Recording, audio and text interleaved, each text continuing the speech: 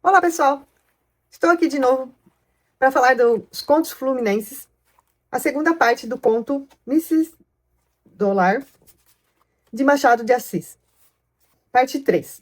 Mendonça cumprimentou respeitosamente a recém-chegada e esta, com um gesto, convidou-o a sentar-se outra vez. Agradeço-lhe infinitamente o ter me restituído esse pobre animal, que me merece grande estima, disse Margarida, sentando-se. E eu dou graças a Deus por tê-lo achado. Podia ter caído em mãos que não restituíssem. Margarida fez um gesto a Mrs. Dollar e a cadelinha, saltando do regaço da velha, foi ter com a Margarida. Levantou as patas dianteiras e pôs-lhe-as sobre os joelhos. Margarida e Mrs. Dollar trocaram um longo olhar de afeto. Durante esse tempo, uma das mãos da moça brincava com uma das orelhas da galga e dava assim lugar a que Mendonça admirasse os seus belíssimos dedos armados com unhas agudíssimas. Mas, conquanto Mendonça tivesse sumo prazer em estar ali, reparou que era esquisita e humilhante a sua demora. Pareceria estar esperando a gratificação. Para escapar a essa interpretação desairosa, sacrificou o prazer da conversa e a contemplação da moça, levantou-se dizendo: "A minha missão está cumprida." Mas, interrompeu a velha. Mendonça compreendeu a ameaça da interrupção da velha. "A alegria," disse ele, "que restituir a esta casa é a maior recompensa que eu poderia ambicionar. Agora, peço-lhes licença." As duas senhoras compreenderam a intenção de Mendonça. A moça pagou-lhe a cortesia com um sorriso. E a velha, reunindo um pulso quantas forças ainda lhe restavam pelo corpo todo, apertou com amizade a mão do rapaz. Mendonça saiu impressionado pela interessante Margarida. Notava-lhe, principalmente, além da beleza, que era de primeira água, certa severidade triste no olhar e nos modos. Se aquilo era caráter da moça, dava-se bem com a índole do médico. Se era resultado de algum episódio da vida, era uma página do romance que deveria ser decifrada por olhos hábeis. A falar verdade, o único defeito que Mendonça lhe achou foi a cor dos olhos. Não porque a cor fosse feia, mas porque ele tinha prevenção contra os olhos verdes. A prevenção, cumpre dizê-lo, era mais literária que outra coisa. Mendonça apegava-se à frase que, uma vez, proferia, e foi acima citada, e a frase é que lhe produziu a prevenção. Não o acusem de chofre. Mendonça era homem inteligente, instruído e dotado de bom senso. Tinha, além disso, grande tendência para as afeições românticas. Mas, apesar disso, lá tinha calcanhar o nosso Aquiles. Era homem como os outros Aquiles. Andam por aí que são de cabeça aos pés. Um imenso calcanhar, o ponto vulnerável de Mendonça era esse. O amor de uma frase era capaz de violentar-lhe afetos. Sacrificava uma situação a um período arredondado. Referindo a um amigo o episódio da galga e a entrevista com Margarida, Mendonça disse que poderia vir a gostar dela, se não tivesse olhos verdes. O amigo riu com certo ar de sarcasmo. "Mas, doutor," disse-lhe ele, "não compreendo essa prevenção. Eu ouço até dizer que os olhos verdes são de ordinário núncios de boa alma. Além de que, a cor dos olhos não vale nada. A questão é a expressão deles. Podem ser azuis como o céu e pérfidos como o mar." A observação desse amigo anônimo tinha a vantagem de ser tão poética como a de Mendonça. Por isso, abalou profundamente o ânimo do médico. Não ficou esse, como o asno de Buridan, entre a selha d'água e a quarta de cevada. O asno hesitaria. Mendonça não hesitou. Acudiu-lhe de pronto a lição do casuísta, Sanches, e das duas opiniões tomou a que lhe pareceu provável. Algum leitor grave achará pueril essas circunstâncias dos olhos verdes e esta controvérsia sobre a qualidade provável deles. Provará com isso que tem pouca prática do mundo.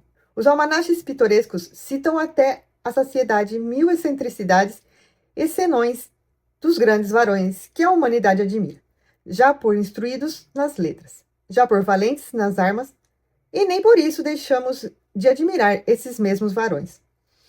Não queira o leitor abrir uma exceção só para encaixar nela o nosso doutor. Aceitemo-lo com os seus ridículos. Quem os não tem?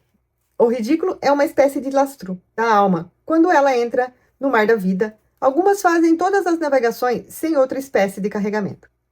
Para compensar essas fraquezas, já disse que Mendonça tinha qualidades não vulgares.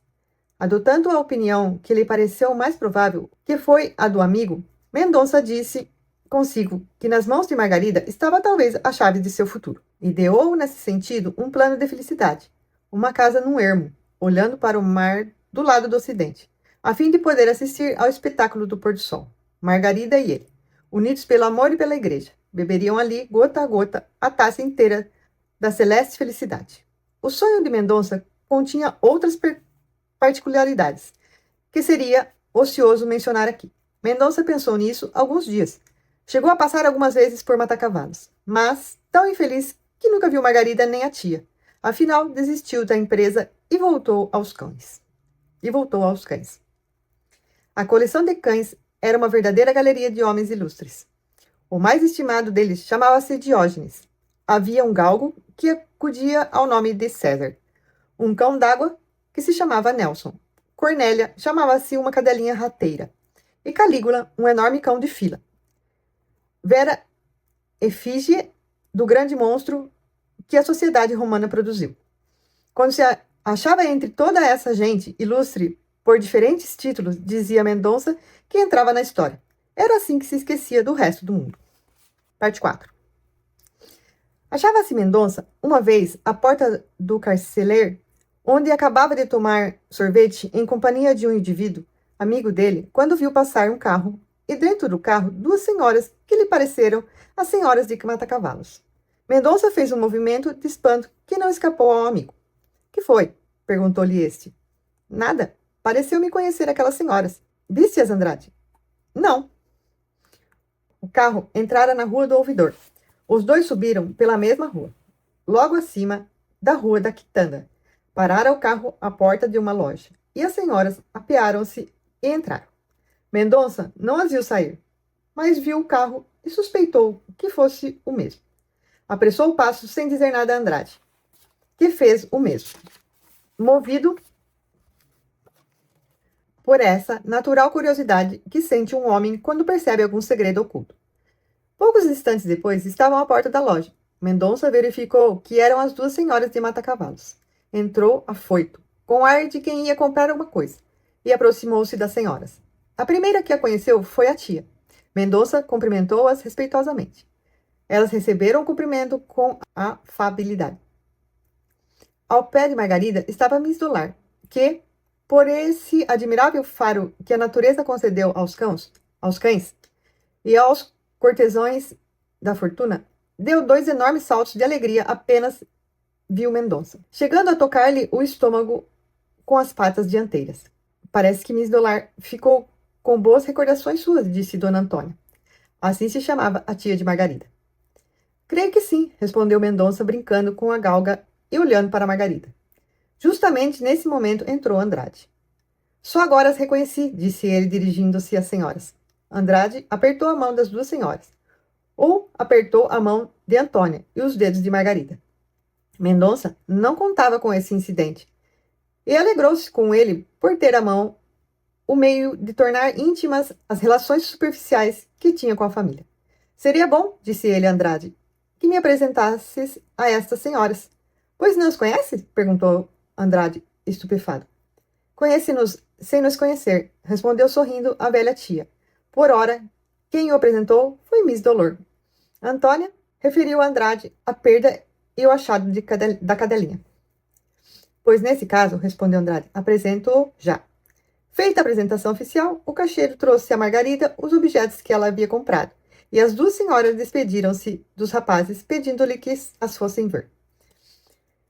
Não se tem nenhuma palavra de Margarida no diálogo acima transcrito, porque, a falar a verdade, a moça só preferiu 2 palavras e a cada um dos rapazes. Passe bem, disse-lhes ela, dando as pontas dos dedos e saindo para entrar no carro. Ficando sós, saíram também os 2 rapazes e seguiram pela rua do ouvidor acima, ambos calados. Mendonça pensava em Margarida. Andrade pensava nos meios de entrar na confidência de Mendonça. A vaidade tem 1000 formas de manifestar-se, como o fabuloso Proteu. A vaidade de Andrade era ser confidente dos outros. Parecia-lhe assim obter da confiança aquilo que só alcançava da indiscrição. Não lhe foi difícil apanhar o segredo de Mendonça. Antes de chegar à esquina da Rua dos Ourives, já Andrade sabia de tudo. Compreende agora, disse Mendonça, que eu preciso ir à casa dela? Tenho necessidade de vê-la. Quero ver se consigo. Mendonça estacou. Acaba, disse Andrade. Se consegue ser amado, por que não? Mas desde já te digo que não será fácil. Por quê? Margarida tem rejeitado 5 casamentos. Naturalmente não achava os pretendentes, disse Mendonça, com o ar de um geometra que acha uma solução. Amava apaixonadamente o primeiro, respondeu Andrade, e não era indiferente ao último. Houve, naturalmente, intriga. Também não. Admiras-te. É o que me acontece. É uma rapariga esquisita. Se te achas com força de ser o Colombo daquele mundo, lança-te ao mar com a armada. Mas toma cuidado com a revolta das paixões, que são os ferozes marujos dessas navegações de descoberta. Entusiasmado com essa alusão, histórica debaixo da forma de alegoria, Andrade olhou para Mendonça que, desta vez, entregue ao pensamento da moça, não atendeu à frase do amigo. Andrade contentou-se com o seu próprio sufrágio e sorriu com o mesmo ar de satisfação que deve ter um poeta quando escreve o último verso de um poema. Parte 5. Dias depois, Andrade e Mendonça foram à casa de Margarida e lá passaram meia hora em conversa cerimoniosa. As visitas repetiram-se, eram porém mais frequentes da parte de Mendonça que de Andrade. Dona Antônia mostrou-se mais familiar que Margarida. Só depois de algum tempo, Margarida desceu do Olimpo do silêncio em que habitualmente se encerrara. Era difícil deixar de o fazer. Mendonça, conquanto não fosse dado a convivência das salas, era um cavaleiro próprio para entreter 2 senhoras que pareciam mortalmente aborrecidas. O médico sabia piano e tocava agradavelmente. A sua conversa era animada. Sabia esses 1000 nadas que entretem geralmente as senhoras, quando elas não gostam ou não podem entrar no terreno elevado da arte, da história e da filosofia. Não foi difícil ao rapaz estabelecer intimidade com a família. Posteriormente, as primeiras visitas, sob Mendonça, por via de Andrade, que Margarida era viúva. Mendonça não reprimiu o gesto de espanto. Mas tu falasses de um modo que parecias tratar de uma solteira, disse ele ao amigo. É verdade que não me expliquei bem. Os casamentos recusados foram todos propostos depois da viuvez. Há que tempo está viúva? Há 3 anos. Tudo se explica, disse Mendonça. Depois de algum silêncio, quer ficar fiel à sepultura. É uma Artemísia do século. Andrade era céptico a respeito de Artemísias. Sorriu à observação do amigo e, como esse insistisse, replicou. Mas se eu já te disse que ela amava apaixonadamente o primeiro pretendente e não era indiferente ao último, então não compreendo, nem eu. Mendonça, desde esse momento, tratou de cortejar assiduamente a viúva.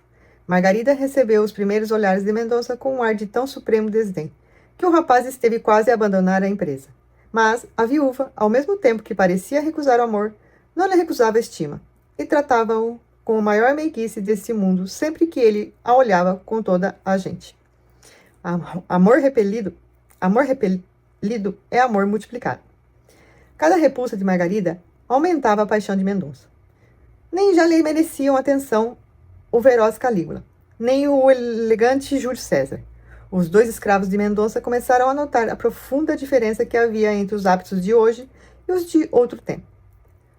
Supuseram logo que alguma coisa o preocupava. Convenceram-se disso quando Mendonça, entrando uma vez em casa, deu com a ponta do botim no focinho de Cornélia. Na ocasião em que essa interessante cadelinha, mãe de 2 gracos rateiros, festejava a chegada do doutor. Andrade não foi insensível ao sofrimento do amigo e procurou consolá-lo. Toda consolação, nesses casos, é tão desejada quanto inútil. Mendonça ouvia as palavras de Andrade e confiava-lhe todas as suas penas. Andrade lembrou a Mendonça um excelente meio de fazer cessar a paixão. Era ausentar-se à mesa. A isso, respondeu Mendonça, citando La Rochefort. A ausência diminui as paixões medíocres e aumenta as grandes, como o vento apaga as velas e atiça as fogueiras.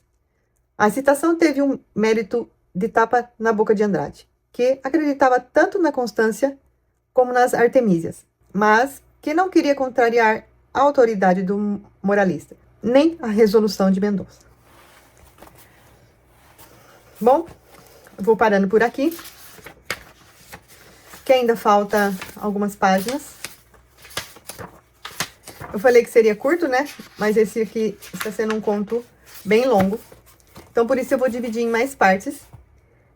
E semana que vem, vamos ler o final do conto e saber qual será o resultado dessa paixão entre Mendonça e Margarida. Até semana que vem.